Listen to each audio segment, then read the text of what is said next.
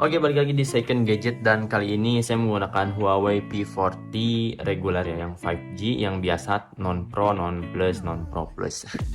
Dan ini adalah X Inter dan saya beli ini dari user lagi. Jadi ada dapat case juga nih, 3 biji ya, lumayan. Nah, saya akan bahas juga, sebetulnya udah saya pakai juga sih ini beberapa minggu ya, udah agak lama juga sebagai daily driver atau HP utama. Dan sebelum ke inti video, jangan lupa untuk klik subscribe, like, dan share ya, agar channel ini terus berkembang dan semangat. Oke, yang pertama saya dapat unitnya ini full set ya, cuman minus di headsetnya aja. Jadi saya masih boxin lagi biar lebih afdol ya. Dan di sini ada beberapa case juga nih, dapat 3 case. Yang satu Nilkien, ini hard case masih saya pakai karena masih bagus. Yang satu Spigen ya, Spigen tuh kan. Yang satu case kayak gini nih, kelihatan besar ya.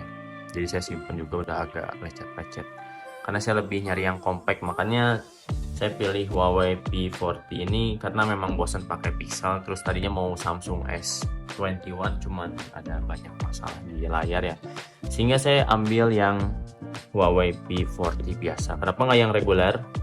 Kenapa nggak yang Pro? Karena kebesarannya buat saya itu lebih enak yang compact kayak gini. 6,1 inch tuh udah enak lah. Dulu pakai Google Pixel 6a itu agak kebesaran, jadi saya kurang suka juga. Nah, jadi untuk dalamannya ini X Inter ya, Silver Cross juga, dengan storage RAM 8GB dan ROM-nya 128GB. Jadi ini X Inter ya, nggak tahu Internya dari mana. Yang jelas bukan Inter Milan. Nah, ini warna Silver Cross, bawaan dari sananya memang gini ya packagingnya. Nah, ini ada anti gores bawaan sana. Saya udah ganti juga jadi pakai hydrogel yang clear, dan ini nggak ada headset, minus headsetnya aja. Chargernya masih bawaan juga nih. Kabelnya masih warna ungu karena yang saya tahu waktu pakai Mate 20 Pro juga itu warna ungu ya. Jadi untuk chargernya ini 22,5 watt ya, atau 2,25 ampere, kurang lebih ngecas itu dari, saya biasa cas 20% ya, sampai 100 tuh kurang lebih 1 jaman lah udah dapat. Yang cepet tuh dari 0 sampai 80% ya sebetulnya, cuman untuk selebihnya itu agak lama. Oke, kita kesampingan dulu ya untuk dusnya ini supaya tidak mengganggu juga ya. Kita kesampingkan dusnya, dan ini case nya nanti kita tes juga pakai. Nah, untuk unitnya saya dapat kurang lebih 98% ini ya, dengan harga 3.250.000. Itu nggak tahu kemahalan atau dapat murah atau pasaran ya.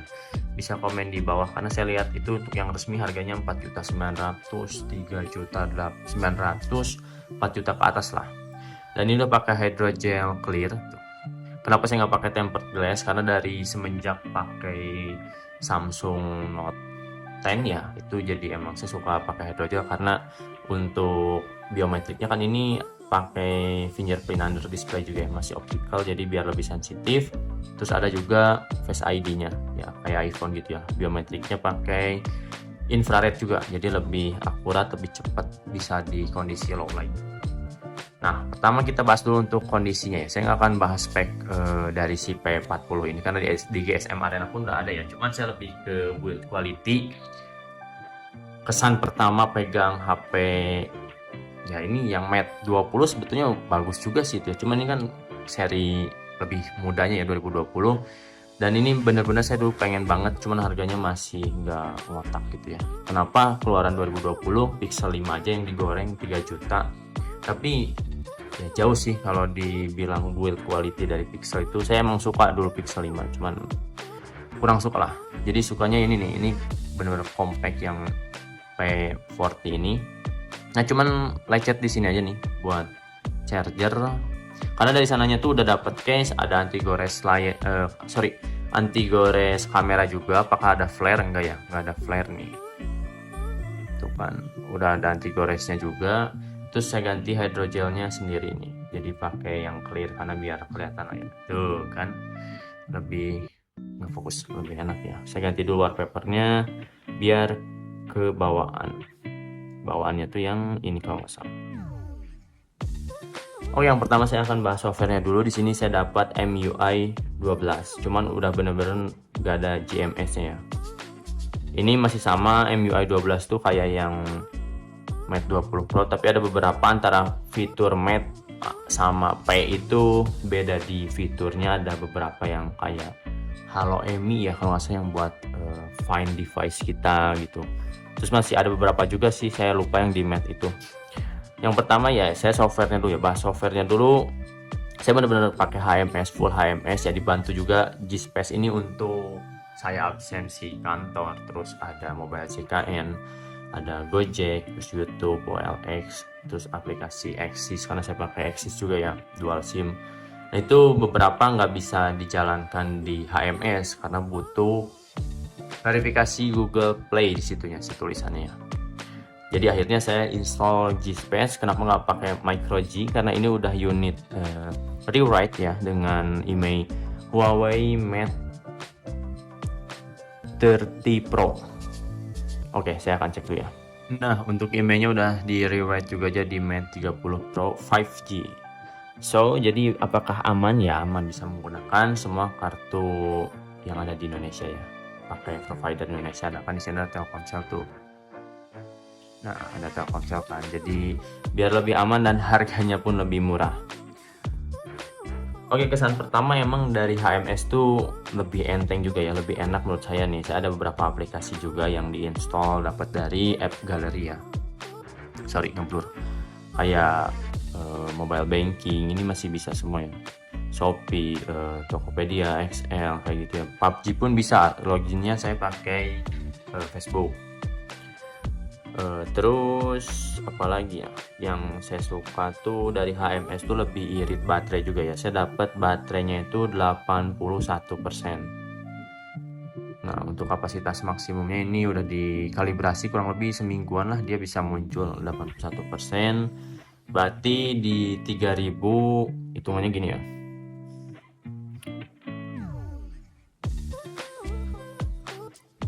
3800 dikali 81%. Waduh, banyak kan. Nah, jadi baterainya kurang lebih 3078, 3000-an lah. Dan itu masih dapat seharian saya cuman sekali ngecas. Oke, yang kedua kenapa saya ambil Huawei nggak Samsung apa ya? Pertama pengen anti mainstream ya, biar beda dari yang lain gitu kan. Dan ini terbilang langka juga yang untuk P40 yang reguler biasa, kebanyakan yang Pro kan. Terus build quality-nya saya lebih suka aja sih, lebih enak nih. Karena suka tuh pada saat menggunakan Huawei 20 Pro ya, Mate 20 Pro itu kerasa banget kokohnya nih.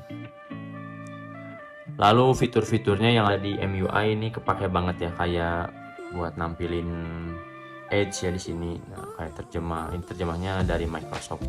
Oh ya, jadi kan biasanya tuh pakai Google Keyboard, terus terjemah keyboard. Sekarang tuh sama Microsoft ya buat kolaborasi. Tuh kayak terjemah ini dari Microsoft juga. Terus keyboardnya juga saya pakai dari Microsoft. Nah ini dari Microsoft juga, dan ini cukup enak sih untuk keyboard dari Microsoft, terbilang komplit juga. Kita bisa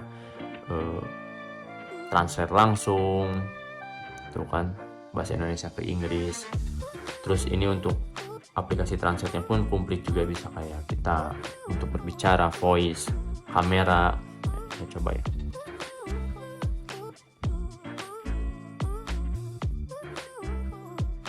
Nah kan direkayasa bersama dengan Leica kayak gitu kan, lebih oke ya, lebih kepake lah kayak buat translate gitu.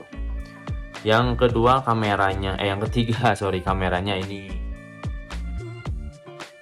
cukup propo lah ya. Fitur-fiturnya cukup lengkap juga, jadi dia otomatis bisa makro. Jadi ada 4 mode sebetulnya, karena di sini ada 3 kamera, sebetulnya ada 4. Dia ada makro, super, ada lensa wide, ultra wide. Saya nggak tahu ini berapa ya, biasanya 0,6, 0,5, tapi di sini wide aja. Berarti ultra wide. Ini lensa utama wide, terus ada telenya 3 kali optical, 5 kali hybrid, dan hybridnya sampai 30. Nah, untuk kualitasnya itu relatif ya. Untuk hasilnya yang saya lihat tuh lebih ke warm ya, nanti saya kasih contohnya juga.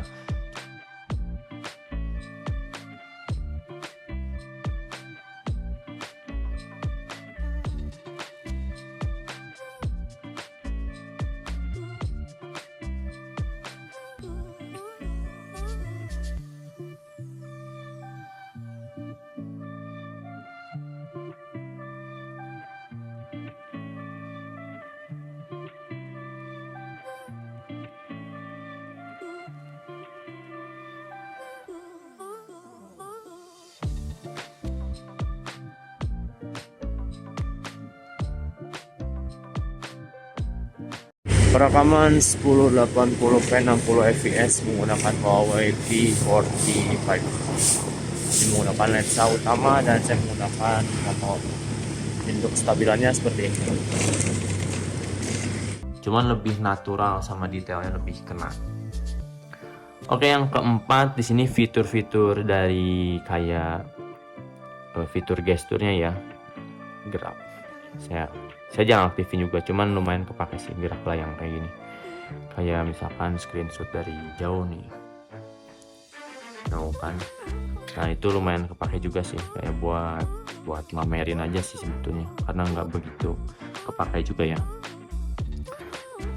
Selanjutnya apalagi ya, selama saya pakai, sebetulnya pada saat pakai ini tuh kesulitan ya pas saya absen doang sih, selebihnya kayak WhatsApp. Terus kalau mau nonton YouTube bisa di G-Space, atau ini ada shortcut ya, kalau kita masuk ke Petal Search ke App Gallery ya, ke App Gallery, terus kita cari YouTube.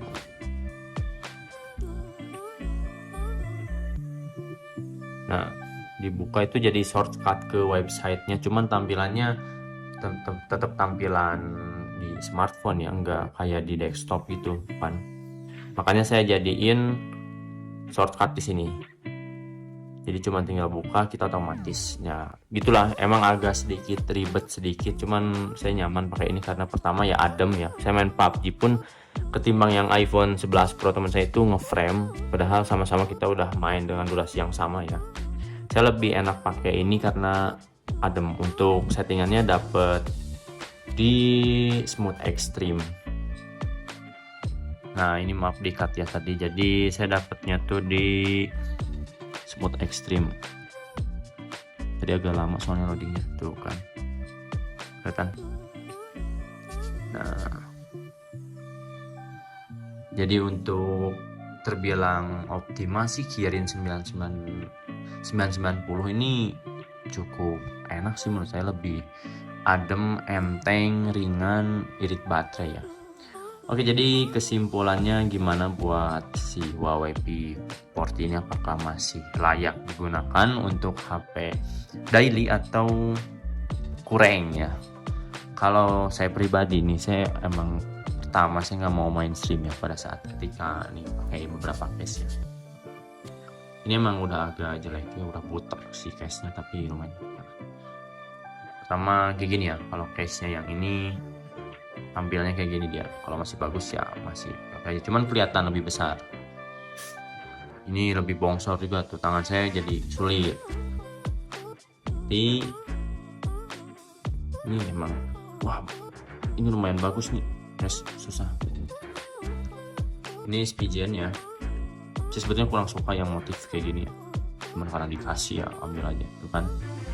Ini Spigen udah butak juga, cuman jadi ya lumayan lah, begitu bongsor kayak si case ini. Saya juga masih pusing sebetulnya cari yang case untuk Huawei P40 ini, agak sulit ya, dan akhirnya saya dapet yang bukan dapet ya, lebih nyaman pakai Nilkin ini nih. Nah tuh kan lebih compact ya, lebih kelihatannya enak kan, tuh mantep ya, lebih premium karena ini ketutup juga aman. Oke, jadi kesimpulannya untuk Huawei P40 ini apakah layak dipakai untuk daily driver atau enggak? Pertama, kalau kalian nggak suka mainstream ya, atau sama yang lain gitu, jarang banget pasti pada saat lihat HP ini tuh ya, ini tompelnya gede kan, ada dua tuh, soalnya buat biometrik si infrared sama kamera depan. Saya lebih suka pakai Huawei karena dulu pakai Pixel OnePlus udah nyoba dan kurang ya, agak sedikit bongsor juga, HP-nya besar. Akhirnya saya dapet yang compact lagi selain Pixel 5 ya, ini Huawei. Terus build quality-nya juga ya, emang oke lah, meskipun 60Hz saya nggak begitu penting ya untuk 120Hz itu. Kenapa? Karena cuma aplikasi-aplikasi untuk sosial media, kerja gitu dong, nggak perlu refresh rate tinggi. Saya lebih mentingin daya tahan baterainya, makanya saya ambil Huawei P40 ini. Ya Kirin yang saya tahu itu lebih efisien lah ke daya tahan baterainya, lebih awet. Nah Kirin 995G ini Terus lebih smooth juga dengan UI-nya ya. MUI saya emang mau nyoba rebrand juga, cuman nanti aja next karena harus dikirim juga handphonenya, harus dibongkar backdoornya.